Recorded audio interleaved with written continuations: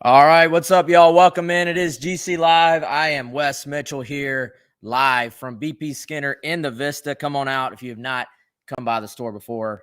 Definitely the place to be to get your game day fit. Or if you got a big event coming up, got a wedding, whatever it is, come on by BP Skinner here in the Vista, 1003 Gervais Street here in the heart of Columbia, South Carolina. I'm going to tell you a little bit more about what Brent and the crew have going on here later on in the show. As always, we're also brought to you by our friend Clint Hammond of CMG Home Loans, ClintHammond.com, 803-422-6797. NMLS number is 71597. Like we always also tell you, if you are in the market to buy a home, hit up Clint, or if you've just been thinking about home ownership, hit up Clint. He can help you with that as well. Again, as you can see, I am here live from BP Skinner. We are going to be joined later on by Chris Clark. He is en route currently to Tuscaloosa, Alabama, going to be taking in the game, and I am going to be bringing you the show here live for a little while. Again, previewing South Carolina versus Alabama live here at BP Skinner. And as I said before, we also have a special guest joining us on the Alabama side, Charlie Potter. This is a pre-recorded interview that we got earlier on 107.5, but he's going to give us some details on the game from the Alabama perspective. Welcome into everybody who's in the chat. If you got questions, comments, concerns, hit us up there as well. I'll try to hit as many of your questions as possible as we dive in. It's our final dive in to this South Carolina versus Alabama game. Chris can be joining us from on the road. And let's go ahead and go out to Charlie Potter's interview. This is Charlie Potter from Bama Online. He has been covering that team, I think, for about 10 years now. He's going to give us some insight on what to expect, both from just Alabama specifically and from the South Carolina versus Alabama perspective in terms of both of those teams. So let's go on out. Again, this is from 107.5 earlier, but Charlie Potter from Bama Online talking to me, Tyler Head, and Chris Clark about this matchup. Tyler Head, Wes Mitchell, Chris Clark, along with you here on your Thursday on the game. Of course, Gamecocks and Crimson Tide coming up on Saturday. Kickoff at noon. Pregame coverage starting here at 7 a.m. with Gamecocks game day as we see if South Carolina can be the second team in a row to take down Kalen DeBoer's Crimson Tide. Joining us now on the Love Chevrolet phone lines, covers Alabama for Bama Online with On 3 is Charlie Potter. First of all, Charlie, appreciate your time this morning. I got to ask, what's been the mood and the vibe in Tuscaloosa this week coming off of that loss to Vanderbilt? I guess you have to talk about where you are, because if you're at the Mount Moore Athletic Facility, I think the vibe's been pretty good. The response, at least from everything that the coaches and players have said, has been positive. But I mean, you guys know, message board like Bama Online, I mean, it was hard to keep up with over the weekend. So a lot of disappointment, frustration. You can use a lot of different adjectives. Kalen DeBoer's done that as well. But I think everybody's just ready to get to the next game. I think this has been, the Georgia game, you were coming off a bye week. That's a huge matchup. Everybody's looking forward to it. That took a while to get here. But I think this week has felt longer just because people are ready just to see Alabama get back on the field and see if they can clean some things up. Charlie, it's Wes. Appreciate you doing this, man. What can you tell us about this Bama defense, just as someone who watches them every week? I watched them, obviously, in the first half against Georgia. I'm sitting there thinking, man, this is fun. It's aggressive. They have, some concepts, I feel like, schematically that I feel like you don't see every week. And I was like, man, this Womack guy is, special. And then you watch the second half, then you watch the Vandy game, and you're going, what was I watching first half against Georgia? So what have you seen from the defense, both good and bad, after watching them all year long to this point? I think they started off really well, like you said, but the last 6 quarters have been kind of hard to watch. I think the second half against Georgia almost deserves a caveat or an asterisk, just because Georgia was playing 4-down football. That's tough on any defense, and Georgia's a great football team. I think that kind of got lost in Alabama's first half performance, is that there's a reason that Carson Beck was discussed for the number 1 pick. They did a lot of things, and they were aggressive, and Alabama, for lack of a better word, probably took its foot off the gas a little bit. Against Vanderbilt, though, it just felt like there weren't many adjustments made. It felt like Alabama was not the aggressor like we had seen through the first really 5 games. And, they were being hesitant. And it's a tough Vanderbilt offense to prepare for. I get it. You don't see that every week. And credit to Diego Pavia and those players. They came to play. They had a game plan, and they stuck to it, and they pretty much executed it to perfection, but you got to be able to get off the field, especially against Vanderbilt. It's a situation where Alabama went into that game with the nation's number 2 third down defense.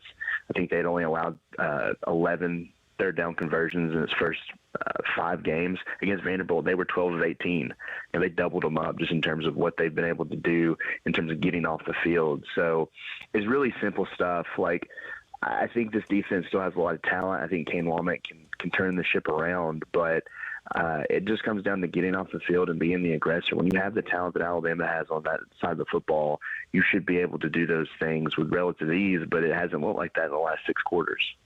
Charlie, Ryan Williams has taken the college football world by storm. He is, this adjective won't do it justice, but he's incredible as a player and as a freshman even. So where does he rank in your mind from you covering this program in terms of not just freshmen, but, heck, maybe just receivers, skill guys, players that you've seen come through that storied program? Yeah, I mean, his start is better than any that I've seen, and Alabama's had some stud freshman wide receivers. You think back to Mari Cooper. I wasn't covering the team for Julio Jones, but obviously Julio's a difference maker, just him getting on campus. I think you look at the trio back when Sewell was the quarterback, and obviously Devontae Smith went on to win the Heisman Trophy.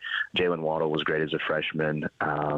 But, it's obviously – I don't think we're going to see Ryan Williams just tail off. I don't think this is the end of Ryan Williams. But, we want to see what happens the next couple of years. But just in terms of the start, it's unprecedented. I keep, waiting for him not to score a touchdown, not just score a touchdown, but score an explosive touchdown, one that's going to make the top 10 on SportsCenter every night. And it hasn't happened yet. He leads the nation in several categories. He's averaging almost 30 yards a catch. He's been, like you said, he's been incredible, really unbelievable. And, the connection that he and Jalen Milroe have is pretty special too. You can tell that Jalen trusts him. And as a 17-year-old, I know people have heard that a million times now if they've tuned in these broadcasts, his age. But to have that from a veteran quarterback, I think says a lot, not only about him as a playmaker, but, just him as a mature individual. So, yeah, he's been special, and we'll see if he can make it 6 games in a row with an explosive touchdown this week. Again, talking to Charlie Potter of Bama Online ahead of Saturday's game with the Gamecocks and the Crimson Tide. One of the biggest stories for Alabama last year was its trouble protecting on the offensive line. You bring back Caden Proctor, you bring back Tyler Brooker, you go add Parker Brailsford from Washington out of the transfer portal. What has been the biggest reason why this offensive line has gotten better this season, and how do they match up against this pass rush that South Carolina is going to bring to the table Saturday? Yeah, I don't really know what the difference has been because a lot of the personnel is the same outside of Brailsford. I think Caden Proctor has gotten better. I think a lot of these players have kind of taken that next step. Elijah Pritchett's someone that was kind of battling Proctor at left tackle last year, and then Proctor just kind of won the job outright.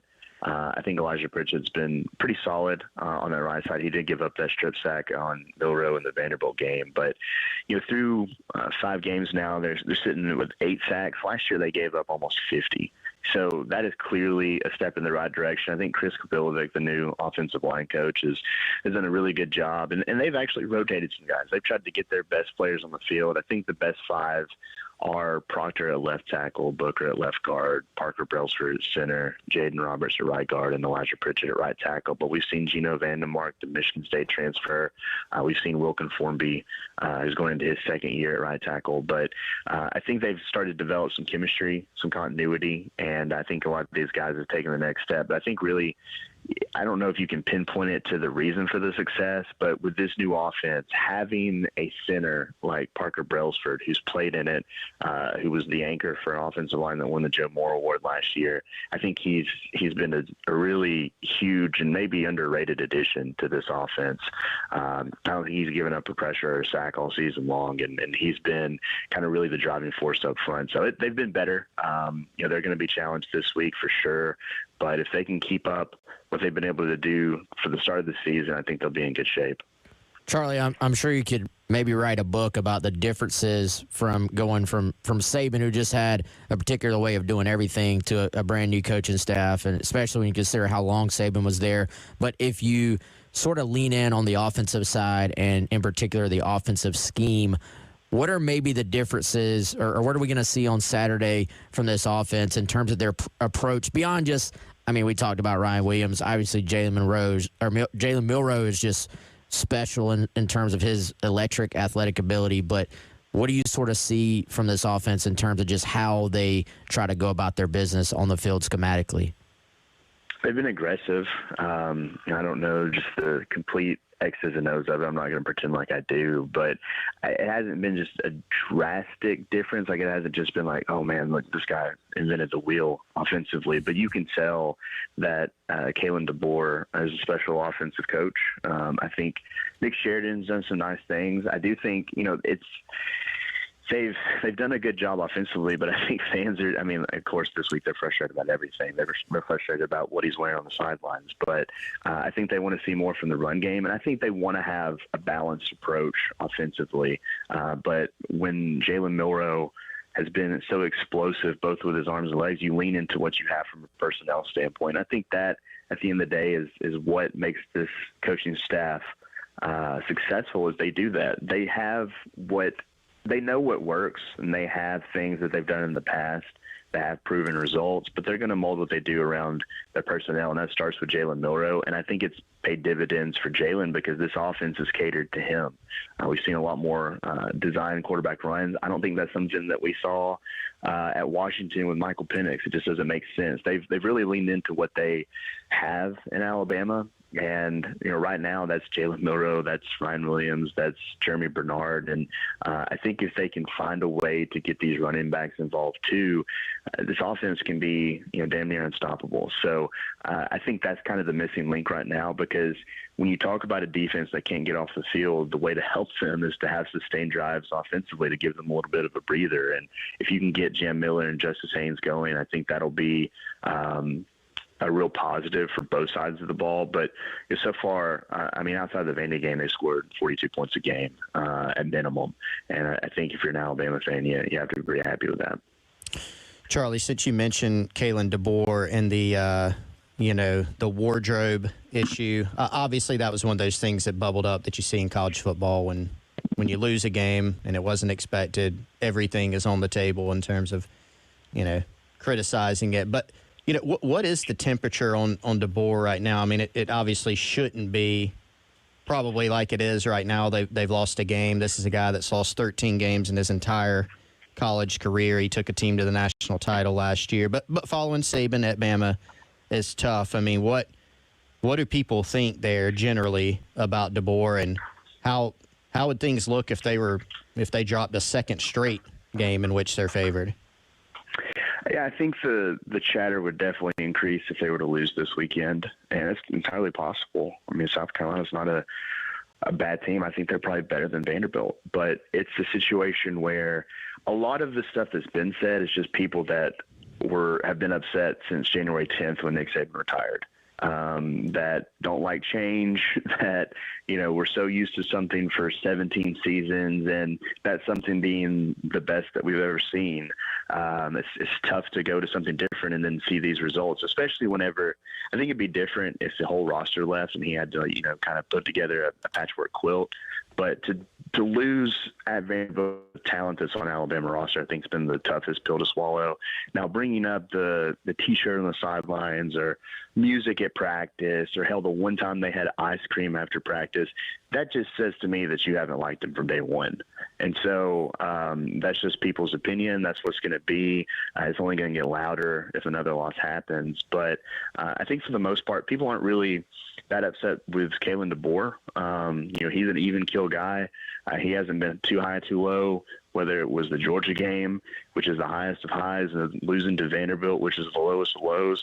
I think for the most part, their frustration's been directed at the defensive side of the ball and Kane Womack. And I think if we see a situation where South Carolina comes out and they put together few sustained drives and put points on the board, they're going to want to see a change. And so that's I think where the frustration's been directed the most, at least from the ones that are more level-headed.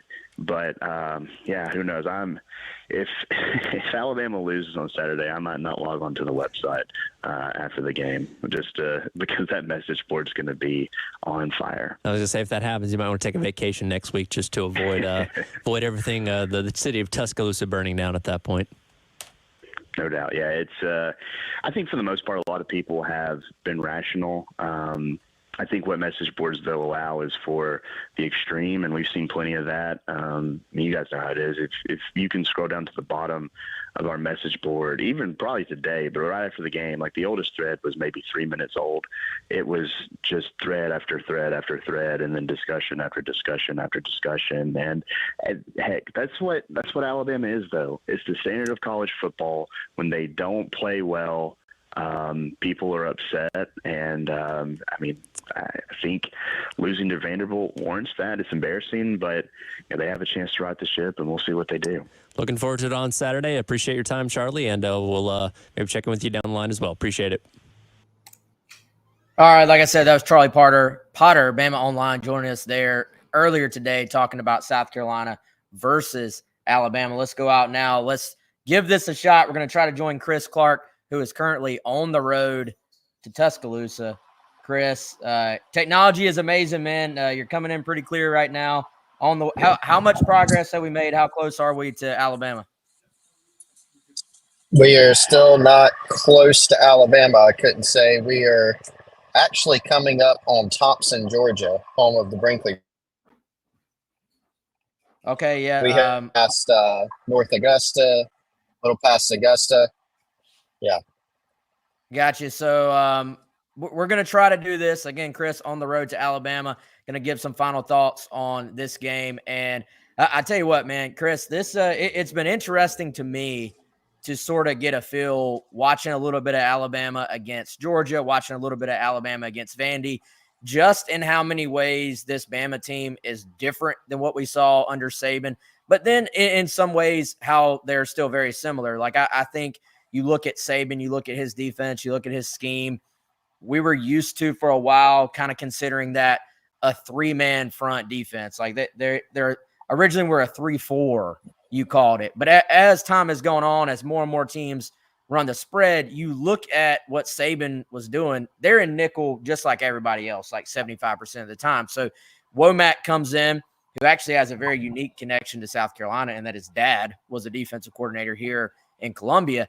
And he brings in this 4-2-5 defense. They call it the swarm defense. They're very aggressive. They sort of have a way of doing things.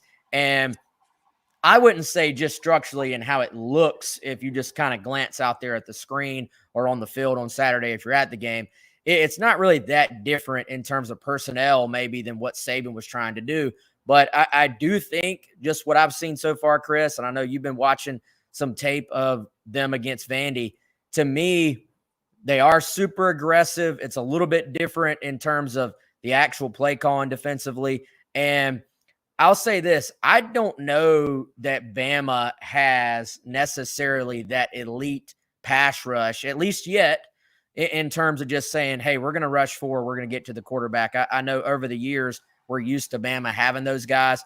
That's one thing I see with this defense. They are super talented. It seems to me like when they've gotten pressure, it's when they've been aggressive and brought guys. They did that a lot in the first half against Georgia, but also that has left them a little bit susceptible to the big explosive plays that have kind of haunted them and the third down conversions that have certainly haunted them the last, I would say, 6 quarters, Chris. Yeah, what was it against Vanderbilt? 12 of 18, third down. I mean, that's just a surrender. That's a remarkable number, not a good number, right? I mean, if you normally you force 18 third downs, if you start with that number, you say that's probably a pretty good day, right? Not for Bama that day. And to your point, that aggression that Alabama plays with, they're still, that's the thing that hasn't changed, Wes. They're still loaded with talent. I put together the star power piece for GamecockCentral.com where you kind of can get a look of, okay, here's how guys were rated. It's not everything, right? It's not an end all be all, but it does give you a baseline idea of, on paper, how much talent does a team have? And Bama is one where you go up and down the roster and multiple 5 stars in this position group. Their entire front is, 4 stars and 5 stars, basically. Their back end, same deal. Couple 3-star guys maybe sprinkled in up front, and that's it. So you got big, fast, talented guys. Vanderbilt, I think, did a really good job of exploiting that in some circumstances. They used a lot of eye candy, some misdirection, some play action. And Vanderbilt did a really good job of, giving them some different things to look at, getting them out of position at times, and kind of using that athleticism and aggression against them. And of course, they were great on third down, but they put themselves a lot of times, Wes, in manageable third downs. With a defense like Alabama, where they want to be aggressive, wreak havoc, kind of like South Carolina's, what's your formula to counteract that?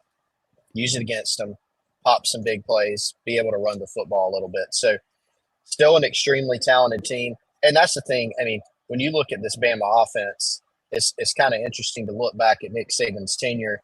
His Bama teams a lot of times are in the 6-3 slugfest that you always think of back in the day, SEC football games. Obviously, Saban adjusted and then had a super explosive offense. Lane Kiffin was his OC, Sark was OC's, Brian Dabble, right? They did had so many great receivers and quarterbacks come through there. That's the thing where, they have a different offensive scheme, obviously, but Kalen DeBoer is an offensive guy. They've got one of the best freshman receivers we've probably seen in college football history in Ryan Williams. Jalen Milroe's a dynamic guy. They still score a lot of points. Even in a loss, scored 35 against Vanderbilt. And as Charlie Potter pointed out in our interview, Wes, this is a team that scored points in bunches the rest of the season. 63 in their season opener, 42, 41. Like, they score points on offense. Yeah, they do. And we'll dive into some of those playmakers a little bit deeper here in a second. But, Chris, before we go all in on offense, let's continue on to the defense a little bit. I'm kind of fascinated to see exactly how they're going to choose to approach attacking South Carolina in terms of their defense against what Carolina tries to do on offense. I think we talked quite a bit last week about blueprints, and can South Carolina follow a blueprint to beat Ole Miss? Of course, this week it's all right. Did Vandy provide any type of blueprint? But I think what is kind of interesting is maybe the blueprint, not that South Carolina had an offense that was just going up and down the field on everybody prior to last week. But we've talked about it, man. Like as bad as it looked last week, as much as people have sort of that's the last thing they remember about this South Carolina offense. There are times when they have been really explosive. There's been times, especially when you talk about getting room for Rocket and Lenoris to operate and make some big plays in the running game and then throwing the ball off of that. I think Ole Miss on defense honestly had a really good plan for South Carolina. And that's something Dow Loggins went a little bit more in depth on yesterday, just talking about how they played this big zone for most of the game. And they just basically said, hey, we don't think you can have 9, 10, 11, 12 play drives and execute all the way down. And so Dow has kind of been getting hammered by some in the fan base for that comment about, hey, we crossed the 50 7 times. Well, this offense has proved they can move the football, but they have not always proved that they can consistently convert third downs, and they haven't proved that they can consistently execute near the goal line in the red zone and sort of in that what you call high red area, right, like kind of 20 to 30 yard line as well. So I'm wondering, so to me, reading what some people are saying on the Bama side, they may be, and I know sometimes people just say this when things don't go their way, but they're saying maybe Bama should have been a little more aggressive defensively in the second half against Georgia and a little bit more aggressive against Vandy last week. At the same time, I think if you're Bama and you're looking at this South Carolina offense,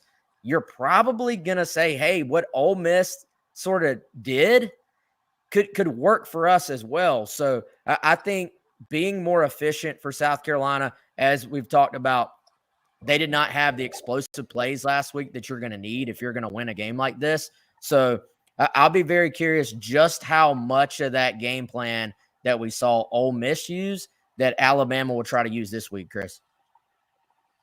Yeah, it's a good point. And that's kind of the missing link, right? You can think of it in a couple ways. One of the reasons that South Carolina has not been able to just go consistently put together against good competition these big drives, right? You know, a 12-play, 75-yard drive. That's not really what you've seen from this team this year. There's probably an example of one in there, Wes.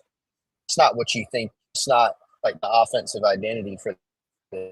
And so Ole Miss's game plan from that standpoint worked. And South Carolina did not help themselves out and, in fact, played right into it because of a lot of the things that we were talking about right after that game. The penalties that were drive killing in a lot of instances. Sacks. This is a team that's given up way too many negative plays, way too many sacks, a lot of times in critical situations, right? Not being that good on third down, being behind the sticks. You go back and look at the LSU game, Wes, and I know South Carolina won that game, but it was but that was a game that's good enough offensively to win the game. You scored 33 points. You put up almost just shy of 400 yards. But even some of those issues are still there. The penalties are certainly there, right? Remember a lot of those. Yeah, there was a phantom PI in there, et cetera. But there are still some penalties offensively that hurt you. They were still 3 for 12 on third down in that game. They still had turnover that hurt. What was the difference? Well, a 66-yard Rocket Sanders touchdown run, a 75-yard Lenore Sellers run. It's great that you're capable of having those plays. Those are the types of plays that you're going to need to make. So I think it's a combination, right? When you're looking at Carolina's offense versus Bama's defense, Bama has shown some susceptibility in the last 6 quarters. If you're South Carolina, can you take advantage by playing a much cleaner game and being able to go out and, hey, if it's 3rd and 3, you can get 3rd and 3, but also getting back to making some explosive plays in the run game. And West, quite frankly, they're going to need to be more explosive in the passing game than we've typically seen from this team as well. Yeah, and man, I kind of find myself wondering too with some of this stuff. A big part of the conversation last year, I remember Dow Loggins bringing this up in the press conference, was sort of, or one of his press conferences, maybe several of them. What is an actual underlying problem, and what is a symptom? Like, what is something that we look at as a problem, but really is more like, hey, this has become an issue because you're just not executing that well from a down-to-down basis. And I wonder the issues on third down. Are those third down issues? Like, I know players and coaches, they rep these particular situations, right? Like, it's not just, oh, we're going to call a random play on 3rd and 3 or a random play on 3rd and long. Like, you have very specific plays designed for these situations against whatever defense you think you're going to see. That's the same deal with the goal line. So I do think you can certainly get better as a team at executing in those specific situations. You can be better at play calling. All these things factor in. However, I also would sort of argue to an extent some of the issues we are seeing that are the problem on third down that are keeping them from converting those third downs are some of the same issues we're maybe seeing on first down and seeing on second down. And a lot of it does, Chris, go back to, can you get open at receiver? Can you give the quarterback time? Again, I've said several times, I don't necessarily put a ton of this on your young quarterback. I think he's still kind of learning as he goes, but also has not been able to get into a rhythm just because he hasn't been healthy. He hasn't been out there consistently. So I think all those things factor in. To me, it's really about, can you just execute better on a down-to-down basis? And then maybe some of the third down, fourth down type situations, the execution goes up in those scenarios as well, just because you're executing with a better attention to detail in general. And, Chris, I think that's going to be another key this week. You look at Bama, Charlie Potter said it. Bama was the top 2 third down defense in the country. And then they go from that to surrendering 12 of 18, which just having 18 attempts is a ton of third down attempts, I feel like. But for Vandy to consistently stay on the field against an Alabama, that's almost unheard of. You know how much that's going to be repped by Bama in practice this week. We know how just bad South Carolina's third down numbers have been offensively so far. So you've got to circle that as a key for South Carolina again this week on third down. Yeah, you do. And, part of that, Wes, Bama's first couple games, Western Kentucky, South Florida. South Florida game was close for a while, ended up really being a blowout. Bama scored, seemed like 3 touchdowns in the blink of an eye. But then they dominated Wisconsin in Madison 42-10 and certainly put forth a great defensive performance in that. So, with Bama, I think, and that's probably the reason that people are so frustrated in Tuscaloosa, right? they started out the season great. And then these past 6 quarters have been a nightmare for them. Now they built up such a cushion in the Georgia game, right? That game ends up getting tied. You still have some time to go back. Your defense struggled mightily in that second half, but you had built up that cushion. But against Vandy, a lot of problems, right? And a lot of, big plays, critical conversions you gave up, eye discipline, having your eyes in the wrong place. I think fans are frustrated because of the difference from what they've seen the past 6 quarters, what it was in the beginning of the season. And of course, as everybody's pointed out, there's always Saban, his shadow kind of looming over everything in Tuscaloosa. But yeah, no doubt the Gamecocks have got to be better on third down. Wes, I just go back to, I do think that's a key metric. I'm always going to say, hey, when you get third downs, obviously you want to convert them, right? Having a higher third down conversion percentage rate on offense is better than the alternative. But I really think, you can overcome some of that, supplement that by, can you go make a big play that flips the field? Can you go make a big play that you score on, like in the LSU game? I really feel pretty strongly it's both of things for this Gamecock offense. Yeah, and, Chris, everybody, like to your point, everybody wants to be explosive. Everybody wants to be efficient. It's really hard to be both. And if you're not very efficient, if you're not good at staying on the field, to your point, you can absolutely, if you can be super explosive, you can negate some of those issues. And, frankly, we've seen even South Carolina's offense last year at times was kind of explosive, but just did not kind of have that consistency from drive to drive. And I do think you have a defense, if you're Carolina, that has proven they can keep you in a ball game, even against a talented offense. So I think if you all these things we often forget go hand in hand and they're married together. So the better you are on one side, the more maybe margin for error you have on the other. So if you're South Carolina, you're looking at this defense you have this year, great pass rush. They've been pretty good at creating turnovers as well for the most part this year. And so as long as you can get something from the offense, it's going to give you a chance to win games against most of the teams you play. What you can't have is last week where you're putting your defense in bad spots. You aren't overly efficient on offense. And then what you really didn't have last week was the explosive plays. It's a complete lack of explosive plays on offense last week. And just the way South Carolina is built right now with a offense that I wouldn't necessarily call young overall, but still does have a lot of new pieces and some question marks at wide receiver. That's just really not going to cut it for them. So, Chris, I think as we go to that Alabama offense, you mentioned some of the guys earlier this week. Obviously, Ryan Williams, the superstar freshman at wide receiver. Jalen Milroe, who has gone from really about a year ago, is sitting there in a situation where he was benched for a game. And now you fast forward to now, and he's a Heisman, I believe will probably be a Heisman finalist by the end of the year if he keeps up what he's doing right now.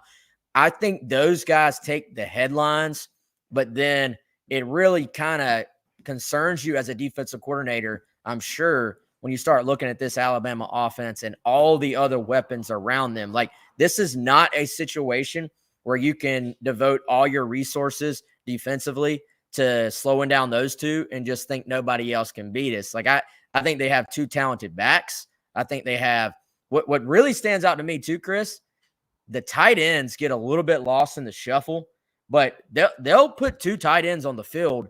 Not every down, but you're used to seeing a lot of teams go 3 wide, 1 running back, 1 tight end. Bama will put the 2 tight ends out there. They got, I would say probably 3 guys that are playing in those 2 spots at tight end. They can hurt you in the passing game. They can hurt you, obviously, in the QB running game with those tight ends blocking out in front of Milroe.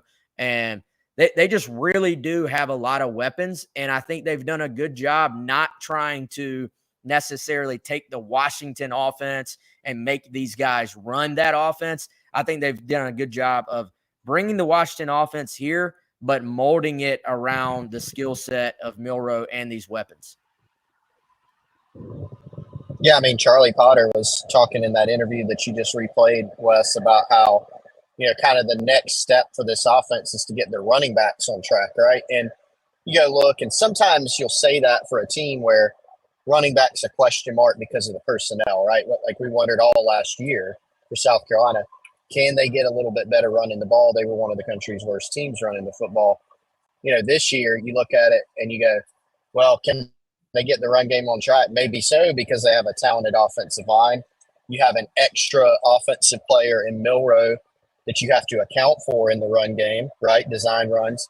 And then your backs that you have are guys like Jam Miller and Justice Haynes, former big-time recruits, 4-star guys, So you don't have to really stretch to say that there's a potential there for them to get a lot better running the football, right? And South Carolina's had, some issues at times defensively. Think back to the LSU game with some runs popping out where when they're being really, really aggressive trying to rush the passer, they've been a little bit susceptible. So I think it's something to watch for in this game as well. But you're right. I mean, just kind of pick your poison with this Bama team. They have a talented front. They've got, they've added in Parker Brailsford as a transfer. Caden Proctor, former 5-star, Tyler Booker, who's one of their leaders. So they've got a talented offensive line. And if Carolina walks away from this game, Wes, and gives up 34 points to Alabama, it would be the Tide's lowest point output of the season offensively, right? So, you've got a lot of work to do here. Milrow, Ryan Williams, they get lots of accolades, deservedly so. Williams is awesome, whether he's coming down with a circus catch out everybody to the end zone like we've seen, or just running a slant, right? He's just a natural. Milrow's great, but they have plenty of weapons on offense too. And a coaching staff, DeBoer, he's an offensive guy. He's a very, very bright coach who's lost 13 games in his entire collegiate coaching career. Yeah, and Chris, I think it's a good point about this Bama offensive line. Like they brought some guys back, but they added guys in from the portal, and by all accounts are much improved from last year when they gave up, I think, 50 sacks and really just did not look like your traditional, at least recently, what we're expecting to see from Bama up front. So I think they've taken a step forward there, which obviously has helped them. I think the thing about this Bama offense too is they are so explosive that you can sit there as a defense and you can feel really good for maybe even a decent amount of the plays and say, man, we played that play well. We played that play well. But they're just so freaking explosive at so many different spots that they can beat you without even necessarily being efficient from like a down-to-down standpoint. It's more like if Milrow gets loose, it can be 6. If Ryan Williams has, any room at all down the field, he can go make a play on you in one-on-one jump ball situations. So it's really, I think it's a mental test as much as it is a physical test for a defense, because the second you sort of lose your attention to detail, the second you think, oh, we've got Milrow bottled up or we've played him really well, that's when he turns around and hurts you. Georgia, you look at that game, not to compare South Carolina and Georgia, but Georgia just gets bashed in the first half by Bama's offense. Then they adjust and play outstanding for almost the entire second half defensively. So Georgia's on defense, Alabama on offense. And what does Alabama do? They hit this iconic play when Georgia has all the momentum, hit this iconic play to Ryan Williams, who isn't just a special physical talent, but has I just think everything you read and see and hear, he's got a special mental makeup as well. So these are talented people, but he's the elite of the elite. And Chris, let's start you can weave in your expectations for the game itself when I ask you this, but I am in particular curious, what are the proper expectations for South Carolina's defense against Alabama's offense? Because I do think we've seen a South Carolina defense we know is much improved from last year. I think they can rush the passer on about anybody. I think a lot of this will be determined by some of the downfield stuff. Can Carolina play those downfield balls well? Do they have their full slate of guys in the secondary? O.D. Fortune had to exit early last week. Certainly all signs point to O.D. being available and able to play this week. I'm curious what is even, I guess, a proper expectation or a fair expectation, because Bama has scored on just about everybody. And I think you're going to need the Carolina defense, frankly, to set the tone in this game and give the offense a chance. Well, I'll go back to what I said earlier, Wes. I mean, pick your number under 35, and if you hold Bama to that, you play them better than anybody, including Wisconsin. I mean, if you're being realistic going into this game, you can't say, well, I think we should be able to hold Bama to 17 points. You know, like, if that happens, you're going to have an outstanding chance to win, but that would certainly be an outlier, you know, because this is an offense that's, I mean, this guy, they're super expensive, super talented. And I think the expectation probably, Wes, I kind of think about the LSU game, right? Times where South Carolina looked dominant against LSU, but in times where LSU runs football, where the quarterback makes a big, right? You think about that, to go back to what you said earlier, you might get, you know, sack on first down, game 3, running the football on second down, and then it's, you know, 3rd and 11, and here comes Ryan Williams wide open over the middle, and he's made you miss, or he makes a circus catch, or Milroe eludes one defender, and now he's off to the races. You know, that's how explosive they are. So I think there's going to be – Bama's so explosive offensively that it has caused basically every team to have either a poor or an inconsistent performance. So that's probably my expectation, is that there are going to be times where South Carolina's defense is going to flash, but there's going to be times where Bama's offense is going to flash as well. And when you think about going to play on the road, you weave in South Carolina's difficulties offensively, how many different things they need to overcome, how many different things they need to get better in 1 week, and now taking the show on the road. They did it when it was Old Dominion and then going on the road to Kentucky, so you can't totally rule it out. But you're playing against an offense here where you're going to have to keep a lot better pace in terms of points on the scoreboard, because Bama, they're probably going to get theirs.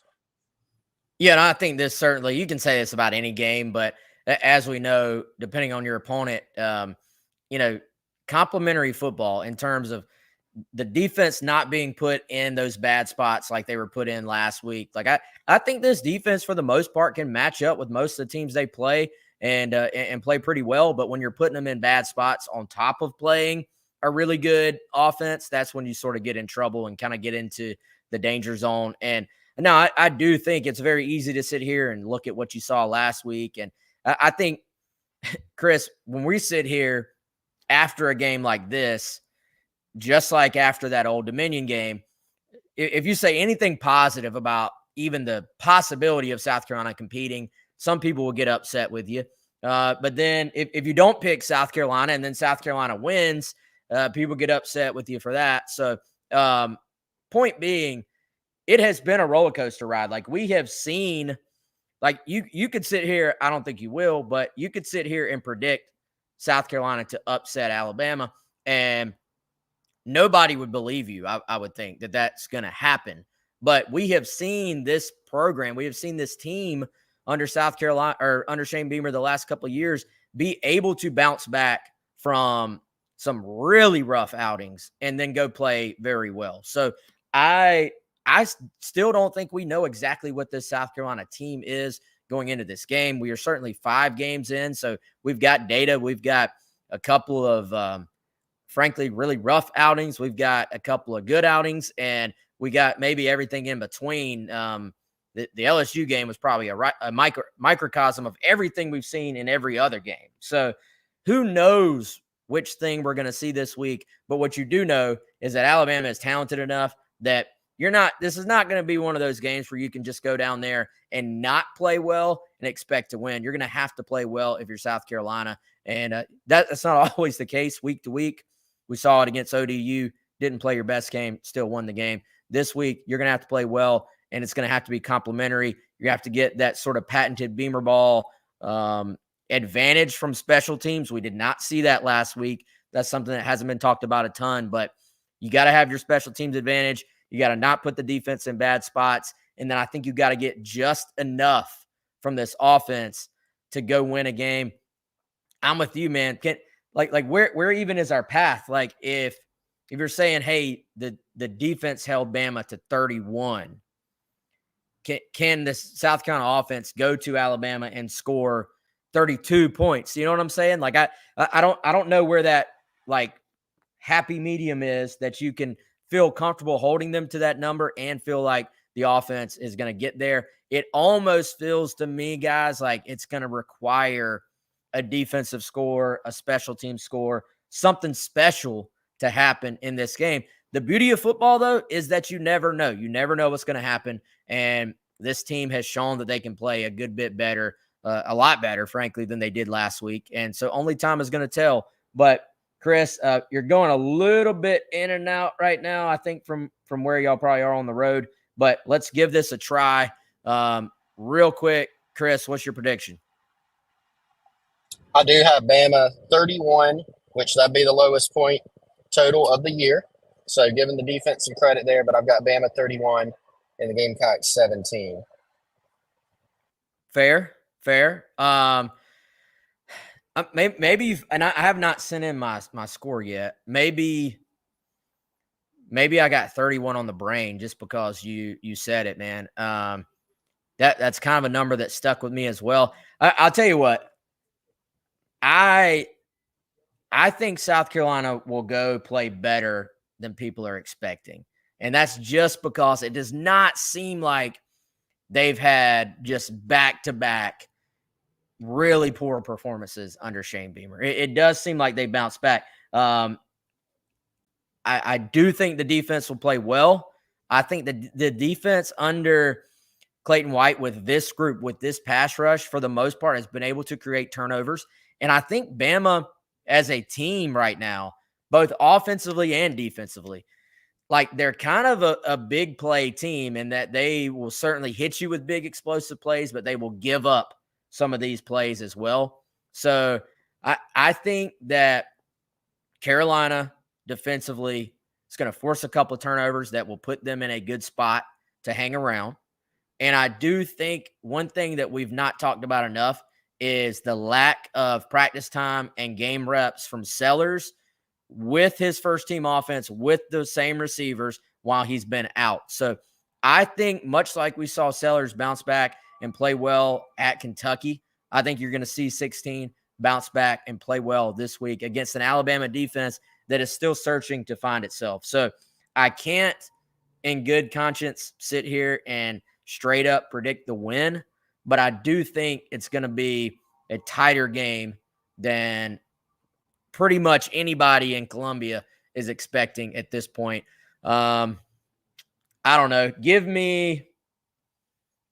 I'll stick with the 31, I guess. Give me 31-24, Bama, and we'll see. Chris, any final thoughts, man? Good, man.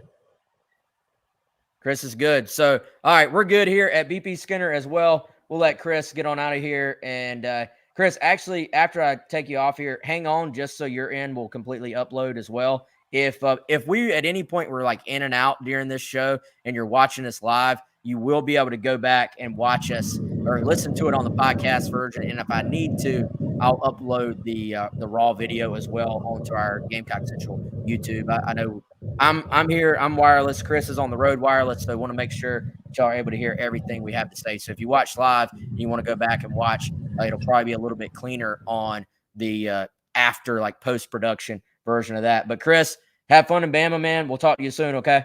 All right, see you, man. All right, that's Chris Clark. Again, I'm Wes Mitchell. We are live here at BP Skinner. I want to remind you one more time before I get out of here to come on by BP Skinner in the Vista. You can also go to bpskinnerclothiers.com for more information about everything they got going on here. Again, that could be something as simple as your game day fit, or if you're getting married, know somebody's getting married, got a big event coming up, and you want to take it to the next level, get you a custom suit. If you look around, lots of former South Carolina football players still buy from right here at BP Skinner. Some coaches buy from here, and definitely the top place to get you a suit or upscale merchandise here from our friends at BP Skinner. So for Chris, I'm Wes. Want to give a shout out again to Charlie Potter for joining us for Bama Online. Want to thank all of our sponsors as well. All right. Travis Edwards says Herrera hits a game-winning field goal. Would love to see it, man. I know y'all would love to see that as well. But I'm out. This has been our South Carolina versus Alabama preview. Chris and I will see you all on Monday morning.